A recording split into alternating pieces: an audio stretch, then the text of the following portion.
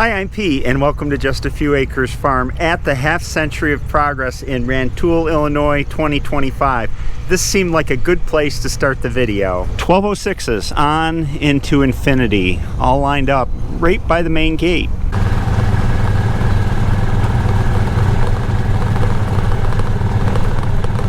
Oh man, there's already hundreds of them here and the show hasn't even started yet. This is on an old Air Force base. I think it was Chanute Air Force Base. And here's one of the runways.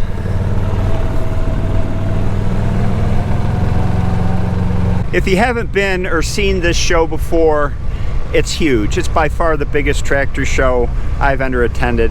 And it's held once every 2 years here on the Air Force Base. And it's every color, brand, model of tractor. There's another 1206 rolling in. And this day, Thursday, the first day, the show starts or kicks off with a tractor parade that I can't remember, goes out and around down the roads, led by Max Armstrong. This is his 560 in front, and all the tractors are lined up, ready for the ride.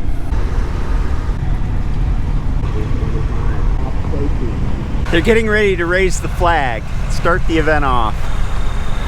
One crane, two cranes.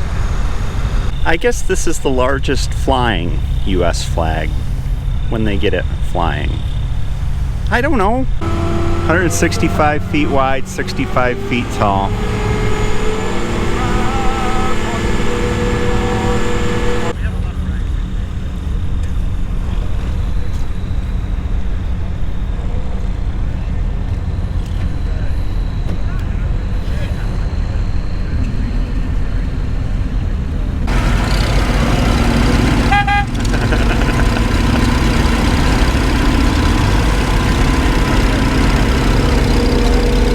Off they go, Max in the lead.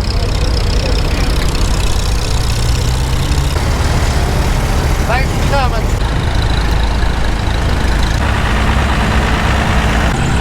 Nice. How you doing? Thanks for coming. A huge part of this show is seeing equipment work. Like that German diesel, 826.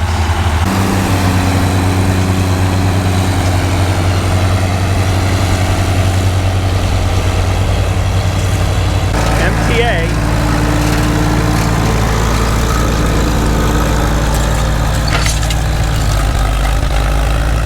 Ah, he shifted the MTA.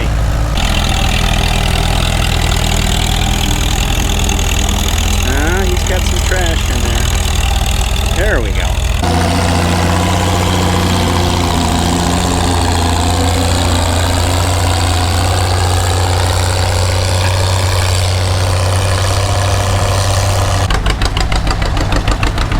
Sounds like this guy's missing a few cylinders. He's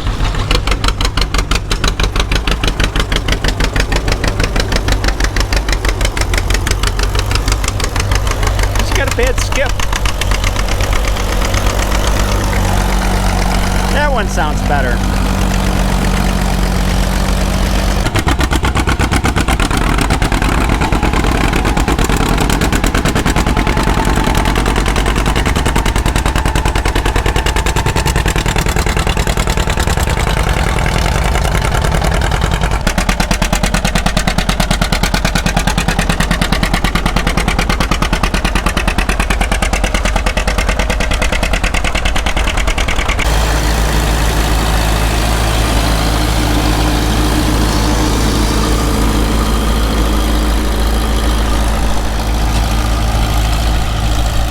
Look at this soil, it's nothing like what we got at home.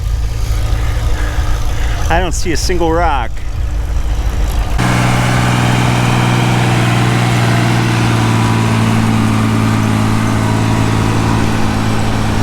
Nothing sounds like German diesel. They are awesome, smooth.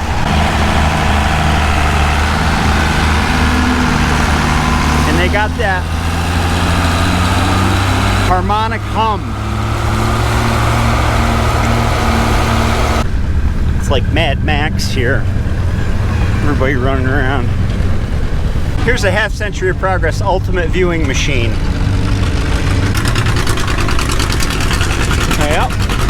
Here's an interesting farmer creation. What is this? Four-wheel drive. It's articulated. These hydraulic cylinders drive the articulation. Here's the joint right here. U-joint in there. Belt drive. Up to a transmission up here. Driver sits way up there. And this is a Detroit diesel. The front 4-cylinder. I don't know if it's a 471 or what it is. And then in the back, coming out of the automotive transmission, we have a belt drive coming down here, and it drives this transmission and that transmission. And these transmissions or rear ends are two F30, Farmall F30 rear ends, hooked, one facing backwards and one facing forwards. I'm not sure if you can swap the differential. Of course, ring gear, let's see, for one side or the other. They are possible to put in backwards, I think, on F30s, so you get 4 reverse gears and 1 forward gear. I don't know what they did here, but if they just gear it through this transmission here and then keep these in the same gear, that one the gear shift's gone from. I don't know. I was suspicious of the belt drive, but then I thought, well, this is probably coming pretty fast out of this transmission up here, so there's not a lot of torque on the belts, and then it really gets geared down for higher torque in the tractor transmissions. That's just nuts.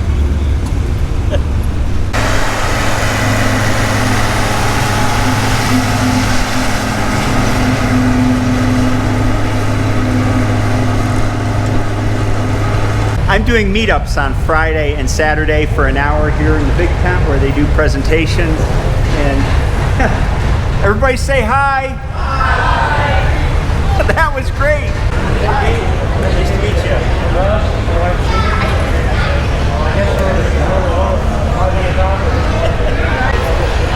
Sure. Yep.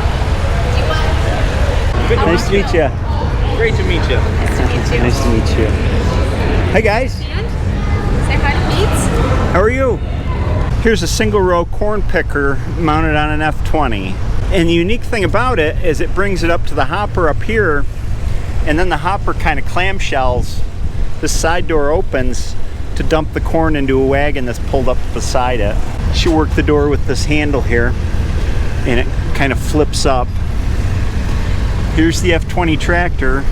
It's all driven off of the PTO under there. You can see the chain coming up here and then a shaft going in there.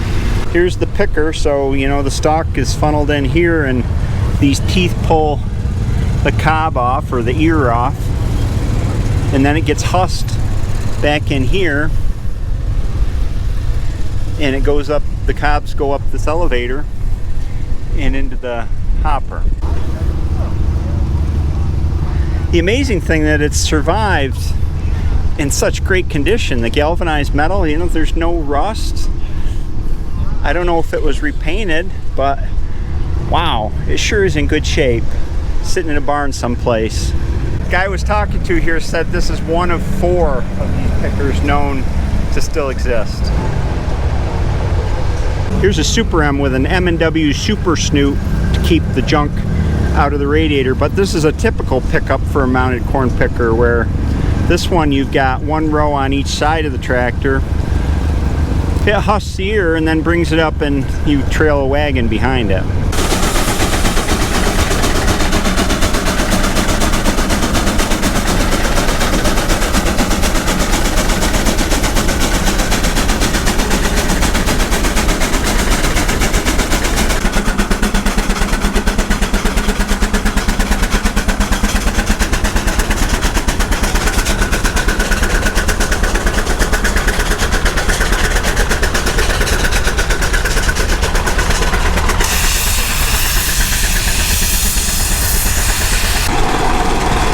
This is a gas tractor. Gas, fuel oil, burns a lot of different things.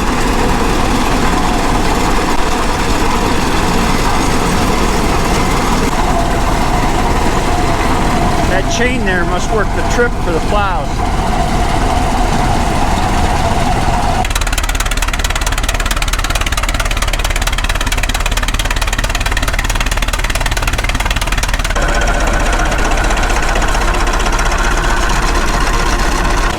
got their own sound.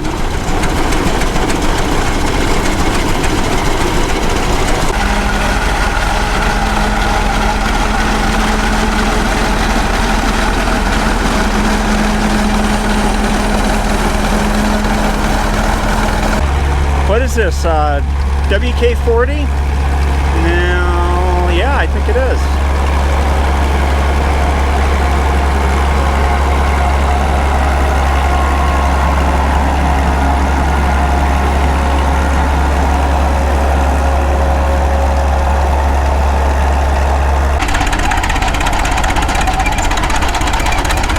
I never seen a disc plow configured like this. Small discs close together. This ground was already plowed this morning. They plowed and disked and rolled it and everything, and now they're going back over it. It'd be interesting to see how that disc plow would work, say, in sod. I don't know. This is what it is, traveling from place to place. Not very busy right now.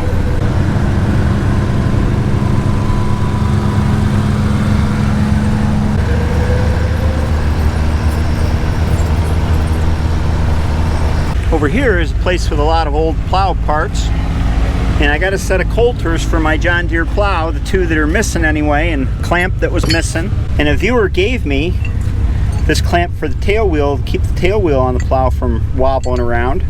He said he'd have it here, so I found them and got it from him. It's very nice of him. So I should be all set for fall plowing when I clean these up, and that'll be nice. The plow will cut a lot better in sod.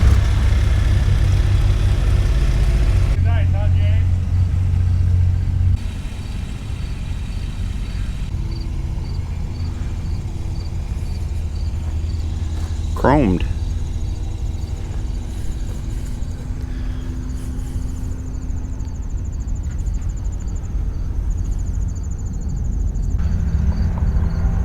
Details. This is an M&W oil pan.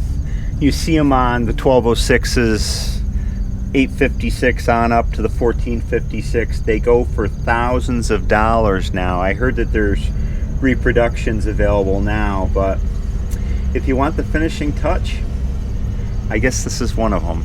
The reason they made them in the first place is because it's deeper than the factory pan, so you can hold more oil, which means you've got more oil circulating in the system, keeping it cooler and extending its life. And then it's got these cooling fins on it here to help cool the oil. Same with the quick hitch. This is one of the accessories that collectors look for.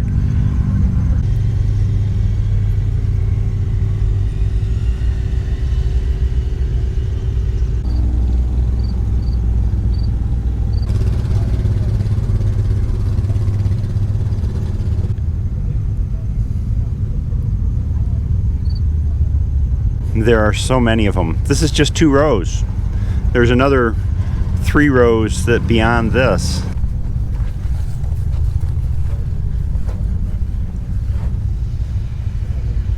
This one's for sale, $17,500. Endless variations.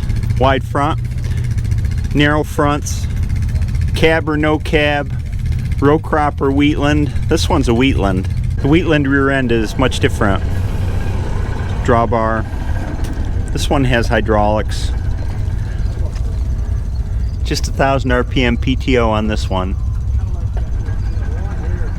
Clamshell fenders, usually wider tires. Amazing to see so many versions of one model tractor in one place. Early 1206, painted badges. Later 1206, aluminum badges. Duals. Look at the size of these tires. Nice to see well taken care of originals.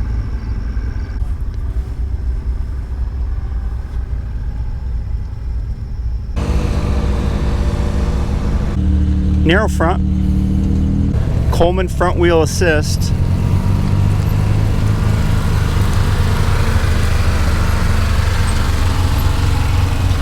Front differential, drive shaft back to the side of the transmission. The 1206 is really similar to an 806 as far as general powertrain goes.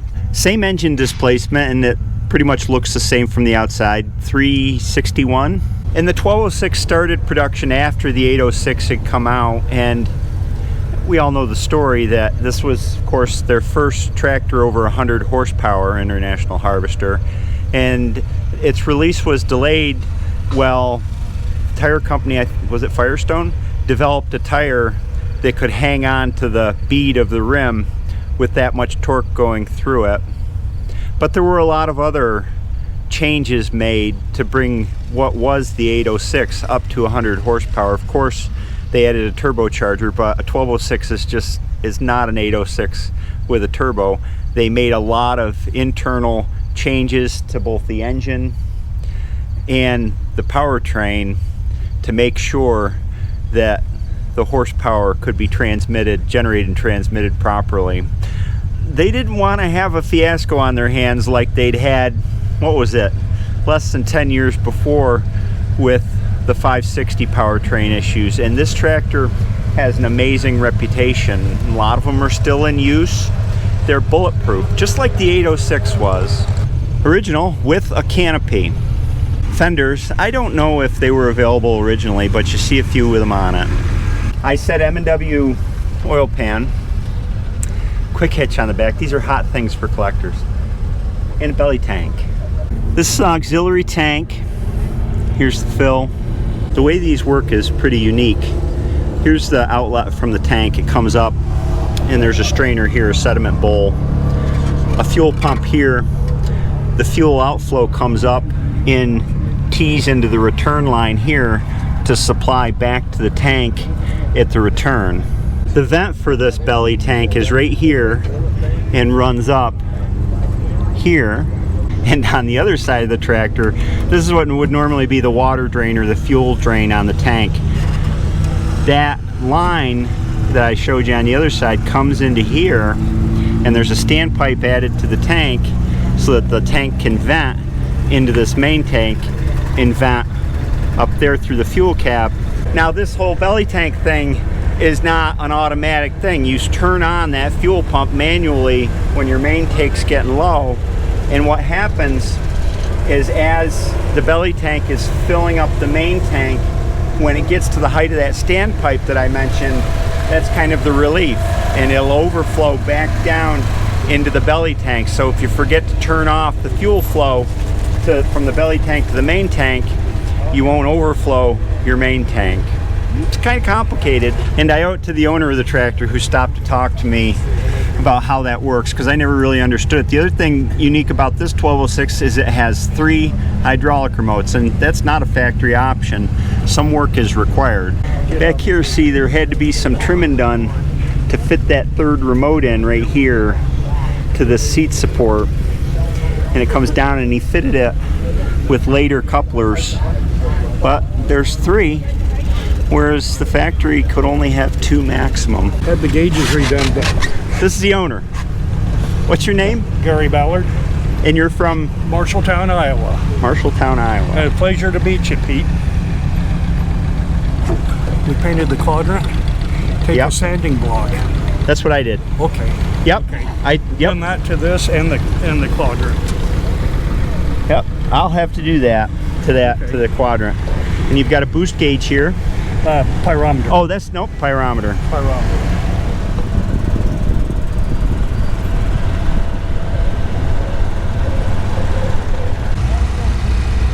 Hello, Pete. Hi. Hello, Pete. I'm well. How are you? Spill my coffee driving this thing. What do you guys want to see? There's a lot here. What? What'd you say? Oh, yeah, okay. We'll go look at that. This is what you wanted to see, right? 450 diesel, yeah? Gas start diesel. Look how busy they are on this side of the engine, the gas side. It's got cheek weights on it. That's what I call them, frame weights, whatever. The diesel side. She's fitted out with a 3-bottom fast hitch plow.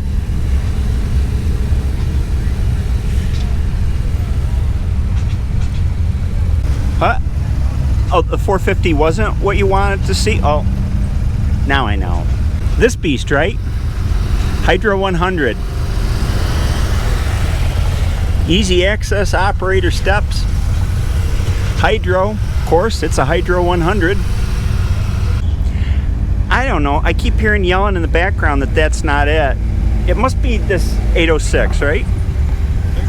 Hi. Hi. Yeah, that's a nice 806. I give up. I'll just throw a bunch at the wall and hope I hit the target. 140. F14 with electrics on it. Starter, single headlight, generator.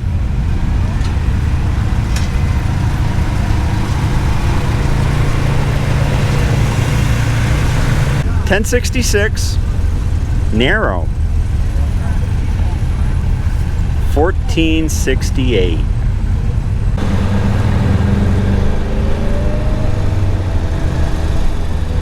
Going onto the highway. I thought about it and I can't figure out what you want to see. And then it dawned on me. Yeah, I finally figured it out. Looks all right. Over the flag, behind flag. It's a BO. Well, he was just starting that one up. I don't know if I should go in here. They might beat me and stuff me into one of those boxes and back. But I'll go in anyway.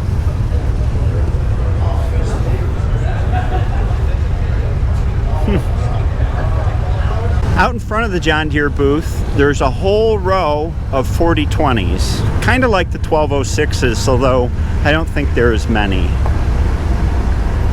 And they just keep going all the way down there.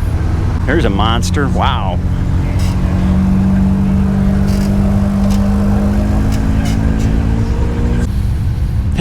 I got nothing to say.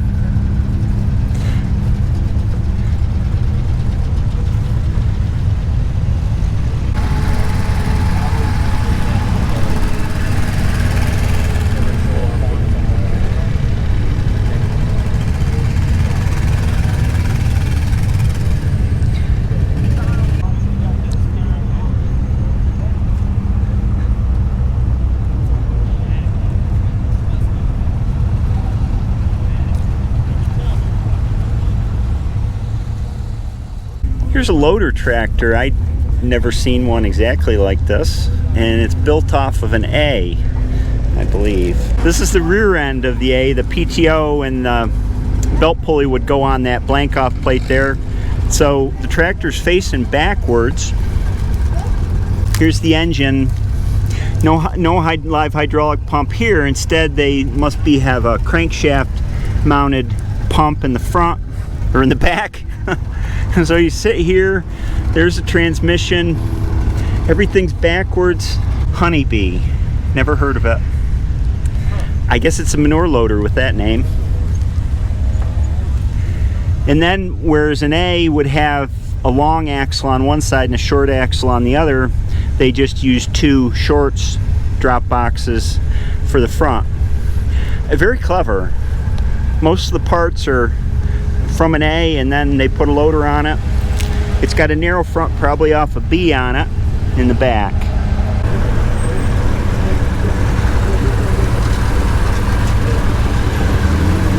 It's lunchtime and I found a place I like to eat. I'm a creature of habit. But lunch here can be a bit of an ordeal, finding a place to park. All the food places are all lined up here. Most anything you want, from pizza through whatever. And you park in the middle and they park too deep, and then there's another row parking on the other side, and this goes way down past that speaker you can barely see in the distance, and it's all full. I've noticed that the longest lines are the places that serve smoked meat, beef, pork. Yep, that's the clientele. Grilled ribeye sandwiches. Long line. Tenderloins, ribeye. Long line.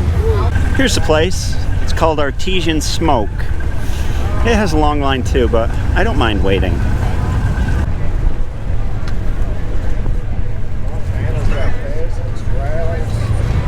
It took a while, but I think it's worth it.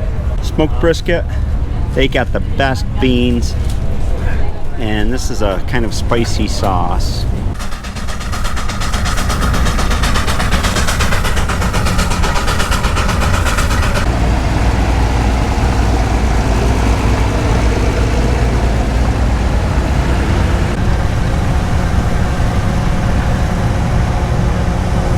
Look at all the corn pickers lined up here. Well, some are picker shellers.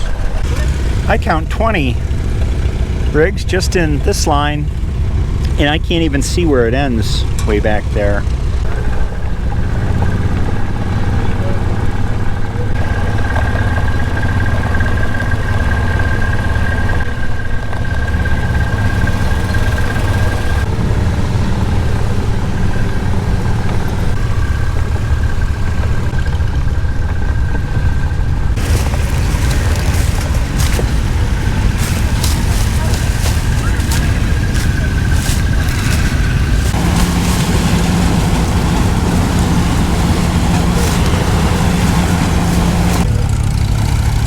Picking corn.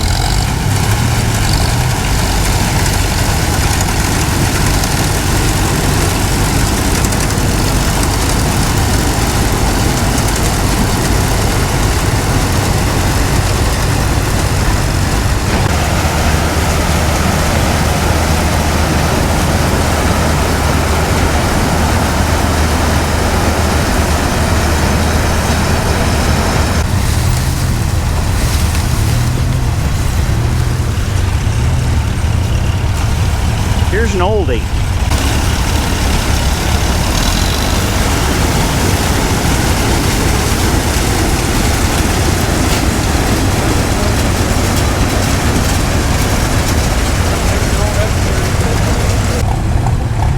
This is probably an F20 with a 2-row picker on it.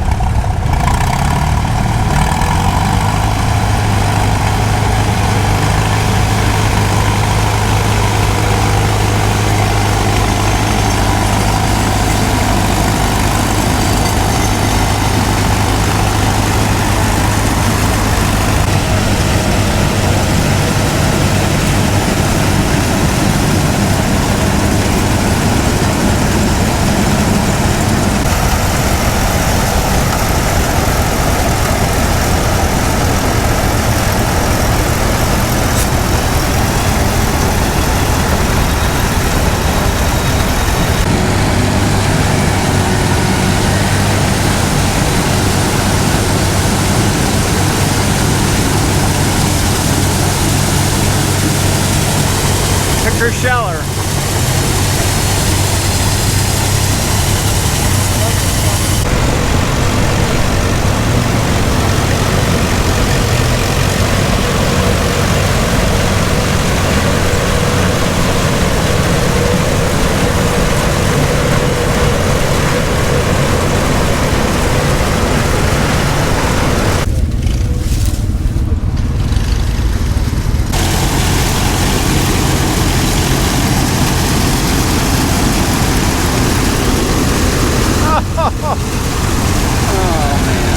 Look at this.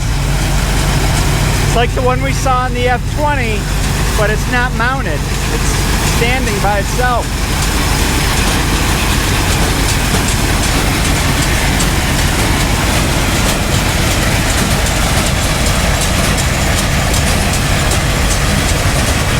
This is a Farm All Regular with an International Harvester picker on it, 2-row.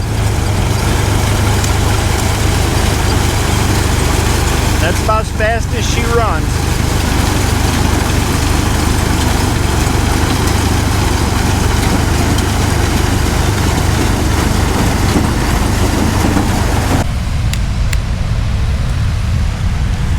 I parked here and then I walked, well, I parked close to there and I walked over, and picker's been working that way.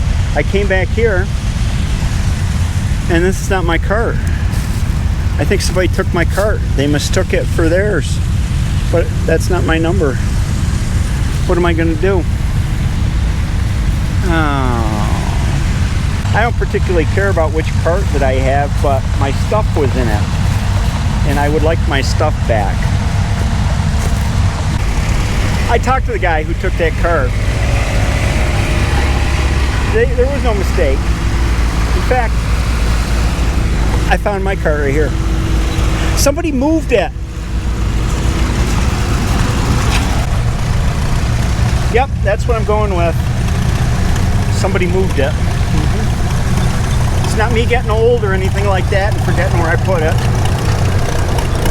Ah, boy, I was kind of worried there for a while. You know, I don't want to lose my stuff, my 3 bottles of water and my bottle of Coke. And my camera batteries. Caterpillars.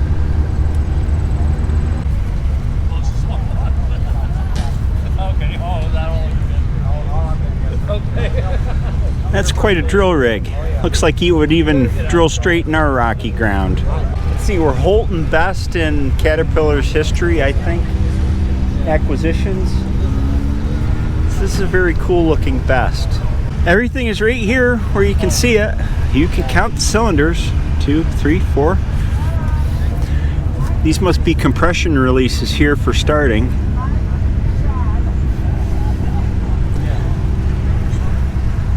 I guess. Easy access to the main bearings here. Huge flywheel that you can stick a shaft in and turn, start it. Massive belt pulley. That is big. Other side. Push rods in there. Spark plugs. Caps for oiling, I guess. Water pump, magneto, and a Holt. This one says 1918. 10-ton military crawler. I'll find you back here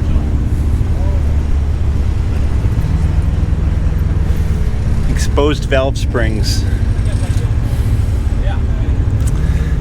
Clutch. You can see it.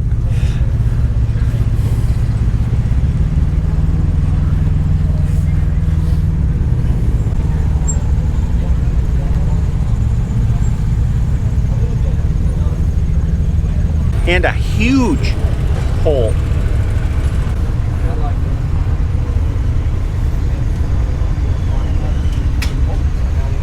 Wow. Is this the clutch back here? I don't know. Where the clutch is for the tracks. Oh man, look at the size of this drive chain.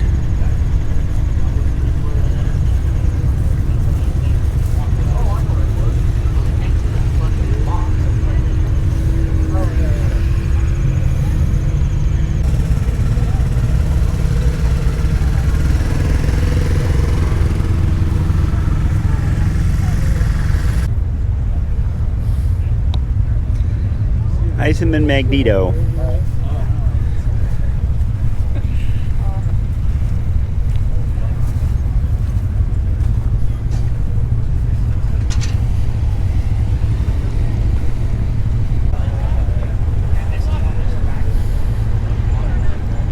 The caterpillars are all clustered over here, and over here we have anti-tank barriers to keep the caterpillars from invading the military compound.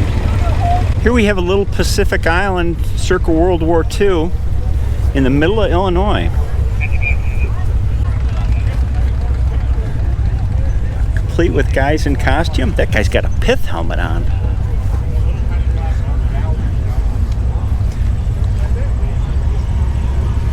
Yeah. I capped off all the water jackets and then I put pressure to that. You'll find it. We're near it, yeah.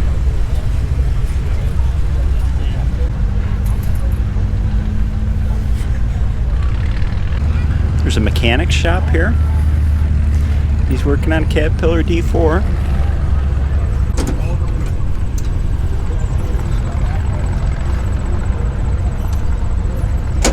It doesn't say who's digging out the latrine today. No, it doesn't. How are you? Good, how are you? These guys are really roughing it. What's the reading material? A machinery manual? I don't know. I think they could find something more exciting than that. They have kind of a flea market area that's a lot of tractor and implement parts. Clothing and lots of other stuff, non-equipment related. Picking yards, look for a needle in a haystack. Maybe I'll do a little looking.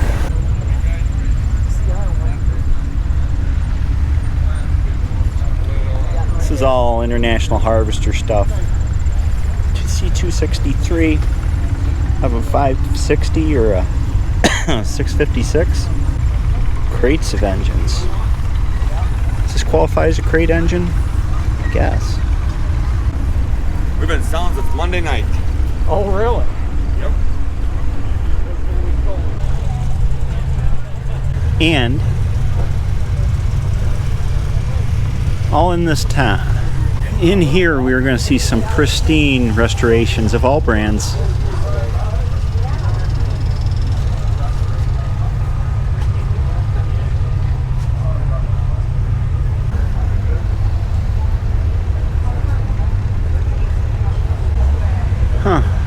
This is a 1960 Massey Ferguson made by Oliver, and it has, I think this is original, Detroit diesel in it.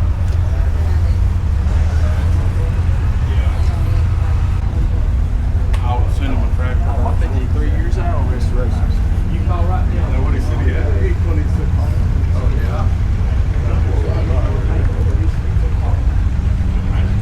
yeah. Then we get into the relatively new stuff.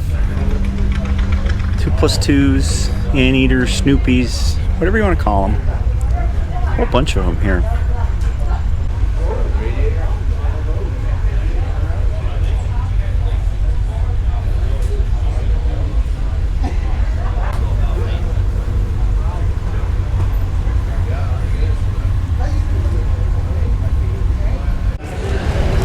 All right, 1, 2, 3.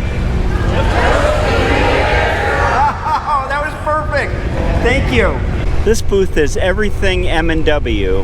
Here we have an H and over there an M that are fitted out with all of the M&W made accessories.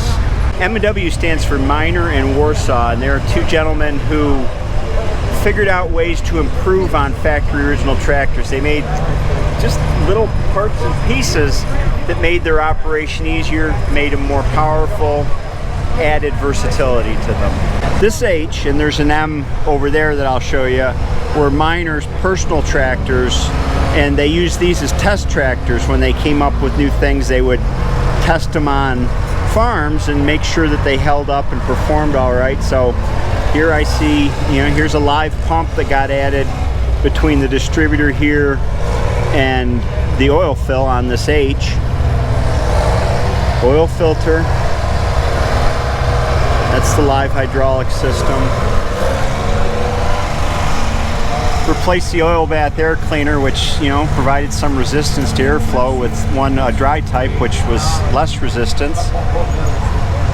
M&W pistons, increased compression, made more power out of the engine. More responsive governor that responds to load quicker so that the engine can handle it better. This is a sort of a live power takeoff solution. It lets one side of the pinion shaft spin. It's kind of like it thinks this wheel's spinning, and you can slip it and stop the tractor and keep the PTO running. Of course, M&W throttle, no notches. You just pull on it and you can smoothly move it back and forth. This is the man, by the way. This is the, what's your name? Bill Burnham. Bill Burnham, the M&W man, knows everything about these. This is a PTO shifter that M&W made so that you didn't have to, reach down around, look for the lever. PTO shifter, again, an operator comfort thing. Usually you pull up on the lever back here. Well, this comes right up to your knee. And this is for the 9-speed. Of course, M&W converted the original 5-speed transmission, 5 forward speeds, to a 9-speed. What else? Did we miss anything? This is M fully optioned out, and There's 21 things, and I'm not going to know nearly all of them. You forget them. What am I going? Starter. Yes. Did not know. Clutch extension made it easier to push in so your wife could use it or your 10-year-old son. Yep. And a direct air cleaner. Yep. No oil bath. Governor. Stroker crankshaft. Stroker crankshaft, and they actually went to production with that for the M's. Yes. Half-inch stroke. Half-inch stroke. This is the decal. Oh, right there. High torque kit. They must be hard to find usable condition these days. Yeah. And of course the pistons. Clutch, PTO clutch. You talked about that on the. Yep. Clutch like the H for Pulley live shifter, PTO. PTO shifters. I hope the viewers are keeping count because I'm not. Yep. This is an adapter kit so that you could put the hitch off of a 450. So you could put the fast hitch off of a 450 onto the case from an M with, is it these brackets right here? Yes. Yep. And so you could convert that whole U-shaped drawbar into a fast hitch. PTO, 9-speed transmission, M&W throttle. Valves. Did M&W make these They valve sold bodies? them, but the grease and hydraulic company in Minnesota made them. Okay, and then we've got the live pump and There's that filter. This was their idea. You put it in where the cultivator rear section goes to lift on the other side, and you could step on it and look at the gas. Huh. You could you stand up here and stick your lighter down in there and see how much gas was in there. Not everybody was tall as we were. Mud scrapers, that was another M&W option. Boy, sometimes when you were going through plowed ground things, it would cake rate almost solid in between here, and Yes. yeah. So these rockers, they changed the geometry. You mean that would be the Shortened this up relationship? back here, so it opened longer and further. Huh. Kind of like messing with the lobes on a camshaft a little bit. Yes. They claim 2 horse. 2 horses. That's like hen's teeth to find. This is a carburetor venturi, and you know, this can be the weak point in the system, right? I mean, you increase displacement, and if you don't increase fuel, you're just leaning up the mixture. And they modified the carburetor venturi. Did they put a new metering valve in it too? That's it. Look at the size of those holes. Yeah. Yeah. Everything has to get a little bigger. This tractor, this M, is fitted out with Heisler improvements. Everybody knows about the Heisler 9-speeds, of course. They're pretty common. Heisler also made, did you call it a 2-barrel carburetor? Yep. And then a different intake manifold, of course, to go along with it. They did the same sorts of things with Governor that M&W was doing to make it more responsive. 9-speed, live PTO clutch. Yep. Same kind of deal, you know, there's a disc clutch in there. Toolbox. Is the throttle a Heisler throttle? With a stainless steel pointer. I don't think I've ever seen one on a tractor. Huh. This is clever. So they turned this type of Monroe, this is a Monroe seat, right? Yeah. Into a flip seat. And then somehow it's turned 45 degrees too. Yes, you could go both ways. If you wanted to flip back, there was a hole to run it. Oh, so you'd have to take the bolts out and turn it. But having it seems like I'd want it the other way, because usually you're looking back on the right side. Well, that's the way you could do it. You could do that, yeah. We looked at another M over there that had the 21 features, but this was Miner's own test M. They called it Gramps. Gramps. It is so cool to have tractors from the founders of M&W here. That's really neat. This is what the M&W oil filter looks like that you saw labeled on the tractors, and it's washable. It looks like it's just a real fine mesh, kind of like the transmission oil filter on a Super C. And you could wash it out and reuse it. In practice, I don't know, maybe it was more work than it was worth to wash it. This is a gear reduction to bring more power or I guess more torque to the starter when you have a higher compression engine if you've tinkered with it with M&W pistons or a stroker or whatever you've done.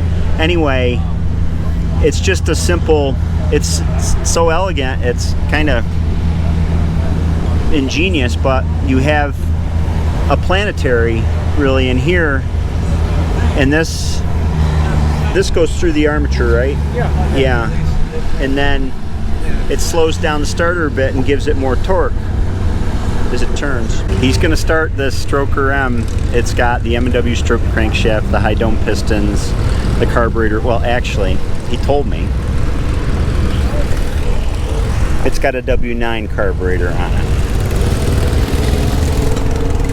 It's got the starter upgrades, and it's hooked to a dyno, so we'll see.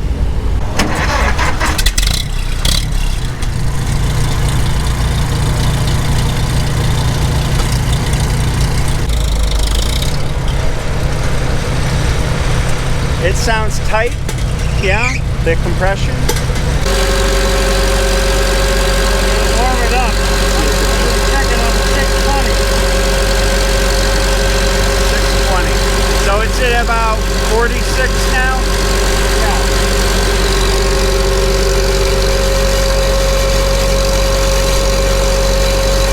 He's just warming it up. It'll go higher.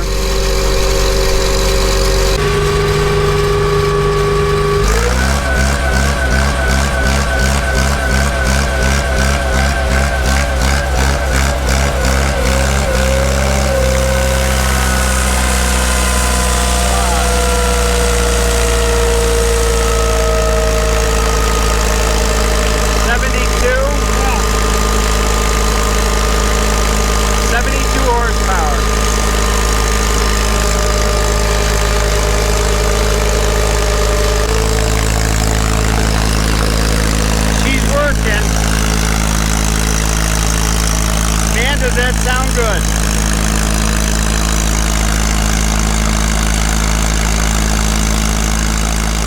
It was so interesting to meet Bill and all the M&W stuff, and to see that at rated RPM it ran 65 horsepower, and then when he was a little over rated RPM it went up to 72. And he said lots of things will affect the maximum output, like if it's real cold he'll get a little higher RPM or a little higher horsepower out of it, because the M&W air filter will suck in hot air off the muffler, and that'll reduce horsepower at times. So many nuanced little things that M&W made, real clever. And it was a partnership. Miner was a farmer, and the W, what was his name? I've forgotten already. He was an engineer that had worked for Caterpillar for a while, so they had the expertise between the two of them, I guess, to know what was needed and how to make it.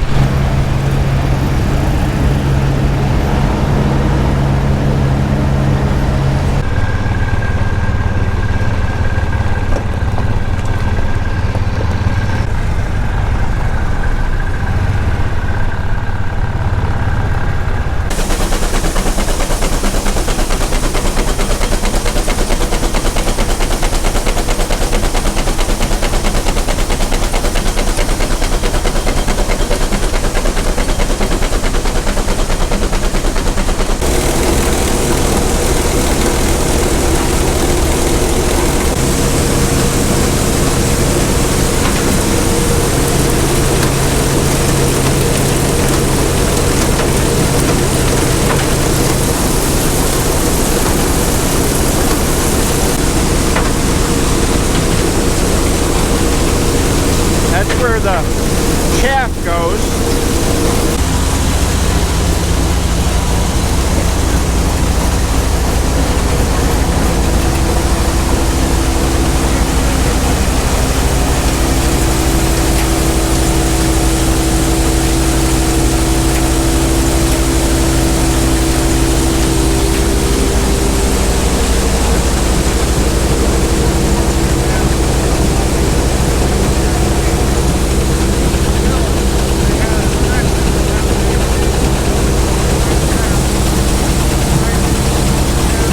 This is a big operation. Showing it in reverse. They're unloading a wagon here.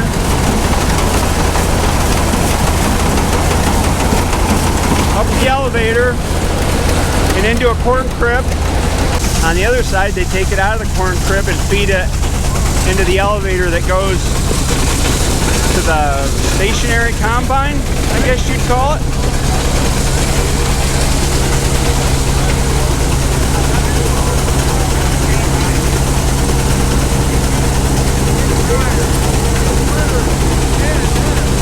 Of course, the steam engine's running that. And right next to the first one, there's another setup running, doing the same thing.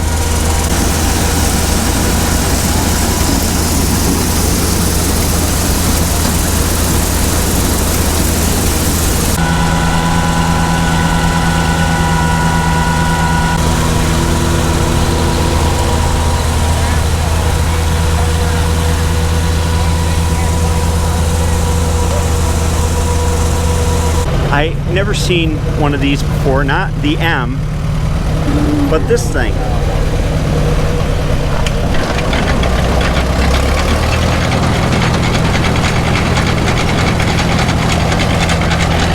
The wheel drives the roller, goes through a bevel gear, and powers the elevator.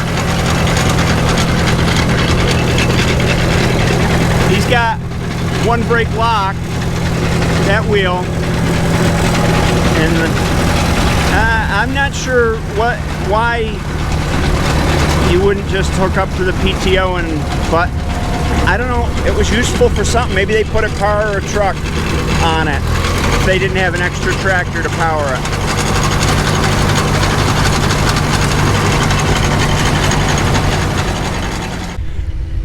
Chamberlain, never heard of it. There's two of them hooked together here, Super 70 diesels, and they articulate right there.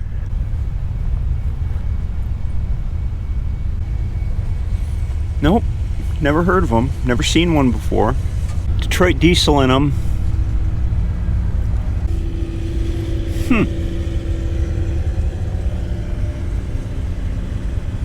And a monster. This tractor's designed for one thing, and that's pulling. And by gum, this 4300's got an international engine in it. No idea the displacement. Looks like 8 cylinders? I don't know. There's a turbo up there. Look at the size of the hitch. Wow.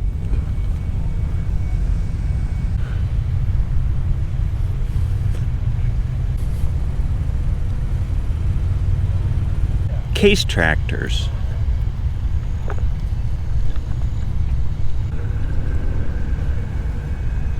Alice Chalmers is pretty well represented here at the show.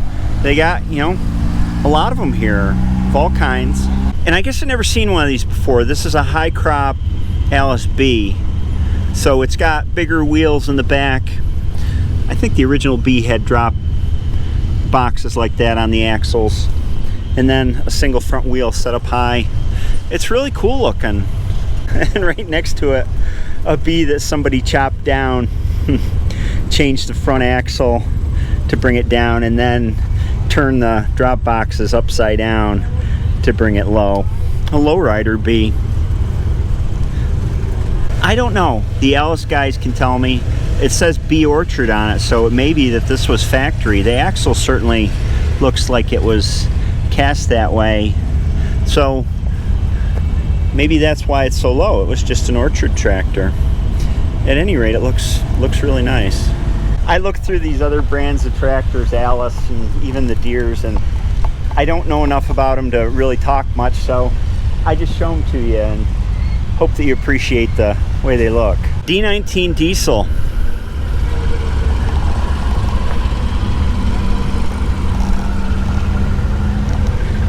Says 1963. Turbocharged.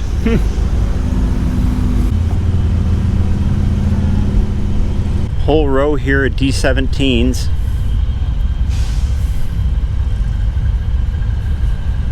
Some are gas, like this one. And some are diesel. This is a Massey Harris four-wheel drive, made in 1932, the sign says. I remember seeing this on RFD TV. It might have been Classic Tractor Fever back in the 90s.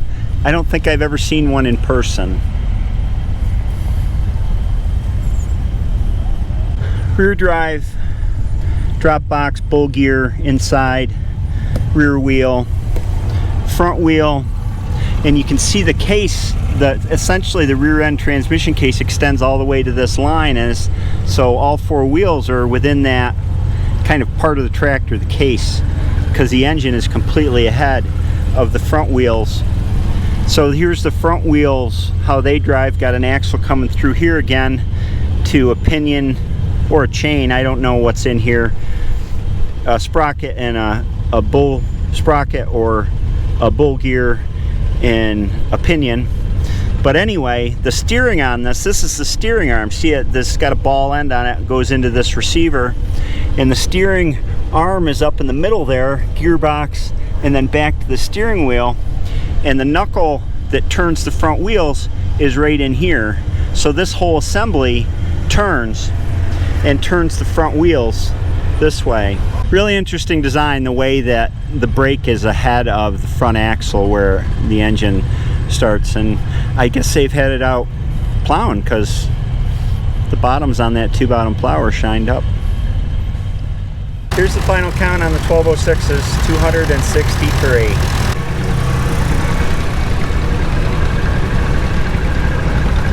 It's about 4 o'clock on day 3 of the show, my 3rd day here.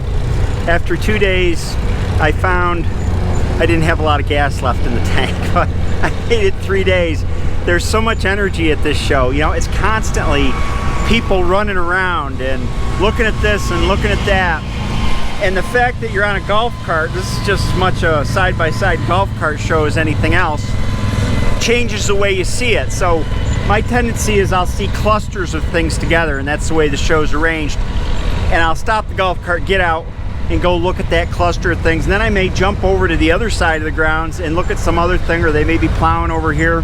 Whereas in a typical show, when you don't have a cart, you start at one end and you finish at the other, most likely. So it's a one-of-a-kind show because of that way you experience it. And just like any show, everybody is so positive. And everybody, I think, not only me, but people that attend and bring tractors, they have so many conversations with like-minded people, and you just leave feeling energized. So I had a very enjoyable 3 days. I met, just like Red Power Roundup, you know, 1,000 people. Probably half my shows spent stopping and talking to folks who watch the channel, and it's become one of the reasons that I like to go to these shows, to meet people. So I hope you enjoyed this. It's presented the way I experience it. A little of this and a little of that, and a mashup of 3 days of being here. Have a great day, and I'll see you next time. Everybody say hi. Hi. 1, 2, 3.